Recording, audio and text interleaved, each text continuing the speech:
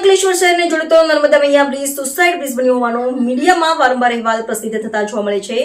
અત્યાર સુધી 35 થી 40 જેટલા લોકોએ આપઘાત કર્યો હોવાની માહિતી સાથે શહેરના જાગૃત નાગરિકો દ્વારા છેલ્લા 3 વર્ષથી તેના પર લોખંડની જાળી લગાવાય તેવી માંગ ઉઠી હતી, જેને પગલે સરકારના માર્ગ અને મકાન વિભાગ તરફથી બ્રિજ પર 184.58 લાખના ખર્ચે 1462 કિમી બ્રિજની બંને તરફ લાંબી સેફ્ટી ગ્રીલ બનાવવાની જાહેરાત કરવામાં આવી છે।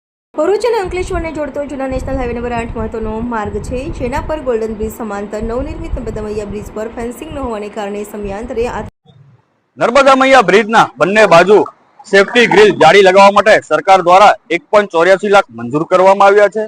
નર્મદા મૈયા બ્રિજ આ સમગ્ર ગુજરાતની અંદર સુસાઇડ પોઈન્ટ તરીકે કુખ્યાત બન્યો હતો। આ કલંક દૂર થશે। આ બ્રિજ ખુલ્લો મૂકવામાં આવ્યો હતો ત્યારથી આત્મહત્યા જેવા અનિચ્છનીય બનાવો માટે જાણીતો બન્યો હતો। 40 થી વધુ આત્મહત્યાના બનાવો બન્યા હતા। અસંખ્ય બિનવારસી લાશો મળી હતી।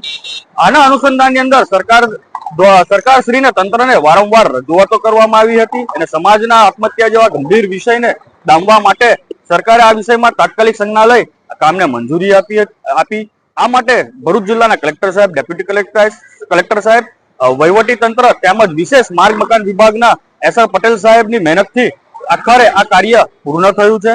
આ માટે મારી દ્વારા કરવામાં આવેલી વારંવારની રજૂઆતોને યોગ્ય વાચા આપવા માટે, યોગ્ય સ્થાને પહોંચાડવા માટે અને સમાજના આ ગંભીર વિષય આત્મહત્યા જેવાના દૂષણોને ડામવા માટે તમામ પત્રકાર મિત્રોનો પણ હું આભાર માનું છું।